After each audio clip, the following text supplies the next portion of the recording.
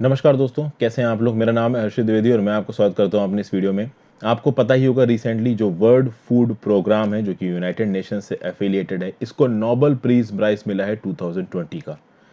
ये टॉपिक मैं आपके साथ अलग से डिस्कस इसलिए कर रहा हूँ क्योंकि यहाँ पे कुछ ऐसे इंपॉर्टेंट स्टैटिस्टिक्स है जो कि मैं आप चाहूंगा कि आप अपने नोट्स में इनकॉर्पोरेट कर लें, आपको एग्जाम से मदद करेंगे। तो फर्स्ट ऑफ ऑल, अगर आपको ये पीपीटी चाहिए जिसमें मैंने सारे नोट्स को इनकॉर्पोरेट कर रखा है तो आप टेलीग्राम ग्रुप ज्वाइन कर लीजिए, वहाँ पे आपको ये पीपीटी मिल जाएगी। इससे आप अपने फ्यूचर रेफरेंस के लिए भी सेव कर सकते हो और अपने नोट्स भी बना सकते हो। तो यहाँ पे बात करेंगे Nobel prize for world food programme, zero hunger and overview, at service everyday, project statistics, funds and organisation, ये सारी चीज़ों के बारे में बात करेंगे। डब्ल्यूएफपी का रोल इंडिया में क्या रहा है, कहाँ कहाँ तक डब्ल्यूएफपी की कवरेज है और दुनिया भर में फूड से रिलेटेड जो प्रॉब्लम है वो कितनी एक्यूट है।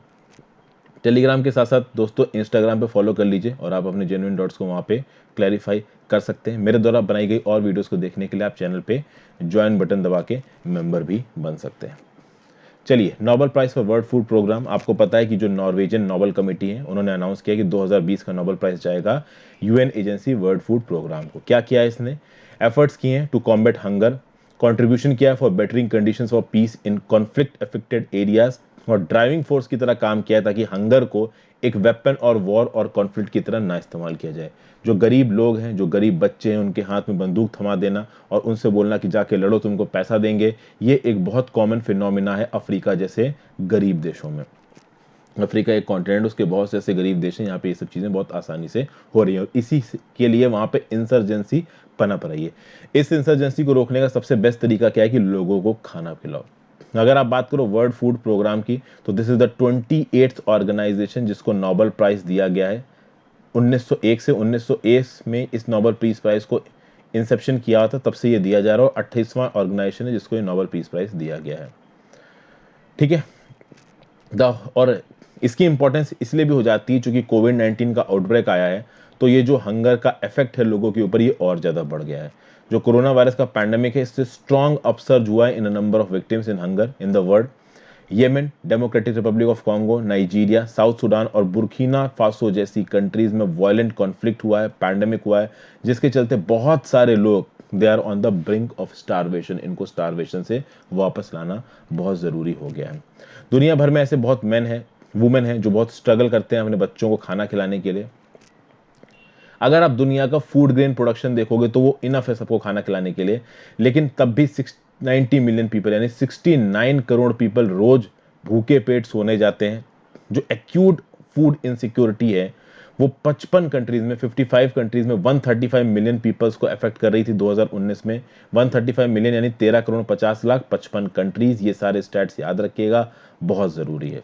तो इसीलिए हंगर को और माल न्यूट्रिशन को इरेडिकेट करना one of the biggest challenge है। इसके लिए जो प्रोग्रेस है वो बहुत धीमी है, एजुकेशन बहुत धीमे से आगे बढ़ रही है, एम्प्लॉयमेंट बहुत धीमे से आगे बढ़ रहा है। इसलिए 2015 में, जब 2000 से लेके 2015 के टाइम पीरियड में मिलेनियम डेवलपमेंट गोल्स खत्म हुए, तब 2015 से 2030 के टाइम पीरियड में सस्टेनेबल डेवलपमेंट गोल्स की शुरुआत हुई, जिसमें गोल नंबर 2 है जीरो हंगर, जो क्या करता है?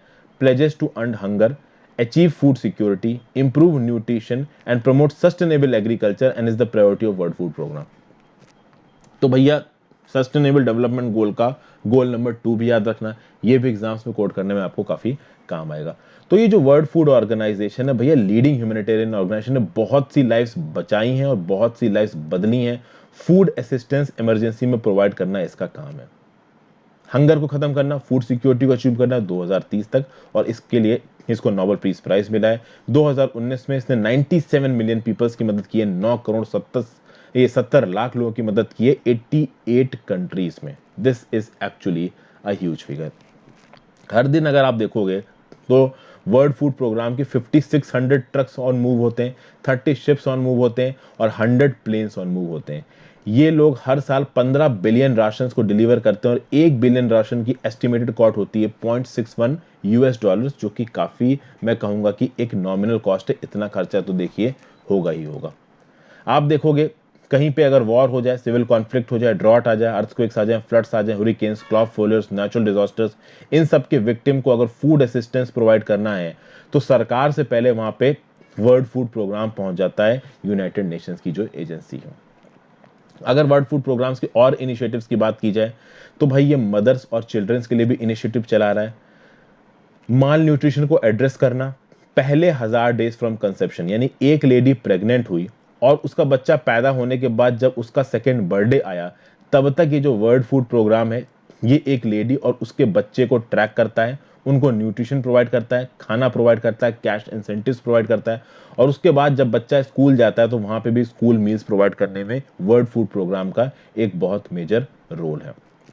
अगर ह्यूमैनिटेरियन कम्युनिटी की बात की जाए तो दुनिया भर में जो पैसेंजर एयर ट्रांसपोर्टेशन होता है, जिसको आप बोलते हो यूएन ह्यूमैनिटेरियन एयर सर्विस, इस यूएन ह्यूमैनिटेरियन एयर सर्विस में भी वर्ल्ड फूड प्रोग्राम इन्वॉल्व है।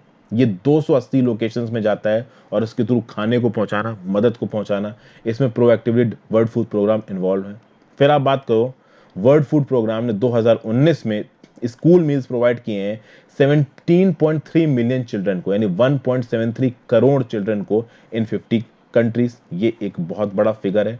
2019 में वर्ल्ड फूड प्रोग्राम ने 4.2 million metric tons of food provide किया है और US $2.1 billion of cash vouchers provide किए हैं।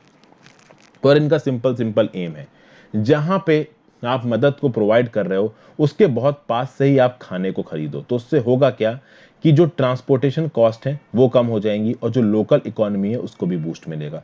तो यहाँ गरीब लोग हैं और गरीब लोगों को खाना प्रोवाइड करने के लिए जिस जगह पे रहते हैं वहीं के पास से खाना खरीद लीजिए। तो खाना खरीदेंगे तो ऑब्वियस सी बात है उस जगह के फार्मर्स को सपोर्ट मिलेगा, तो लोकल इकोनॉमी सस्टेन होगी। दूसरी बात, इन लोगों को खाना मिलेगा तो हम इन लोगों तक खाना सस्ते में पहुंचा पाएंगे और इनकी भूख को निपटा पाएंगे।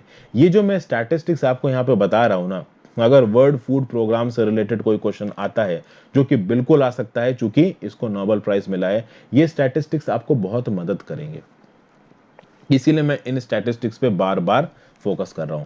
अगर बात की जाए इसको फंडिंग कहां से मिलती है, तो वॉलंटरी डोनेशन से मिलती है। WFP ने $8 बिलियन रिकॉर्ड ब्रेकिंग फंडिंग उठाई 2019 में। 17,000 स्टाफ इसका दुनिया भर में काम कर रहा है। इसकी जो हेडक्वार्टर्स है रोम में।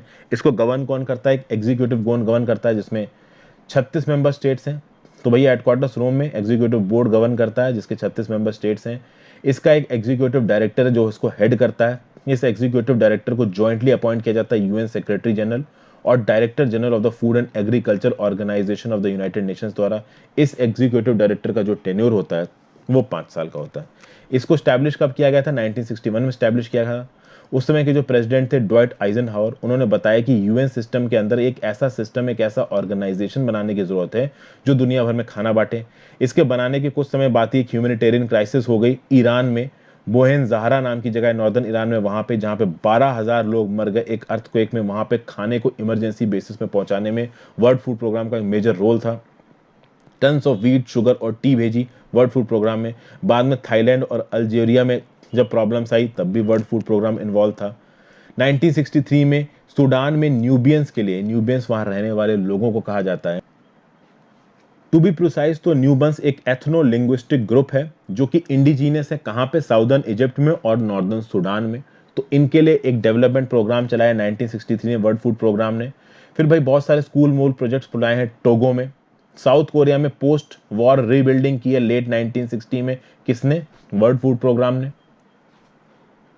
आपको कोरियन वॉर के बारे में पता होगा, ये चला था 25 जून 1950 टू 27 जुलाई 1953 नॉर्थ कोरिया और साउथ कोरिया के बीच में। उसके बाद पूरी तरीके से साउथ कोरिया और नॉर्थ कोरिया डिस्ट्रॉय हो गया था 1961 में जब ये बना आपका वर्ल्ड फूड प्रोग्राम। उसके बाद 1960s में साउथ कोरिया में खाना पहुंचाना, मदद करना, ये किया वर्ल्ड फूड प्रोग्राम ने।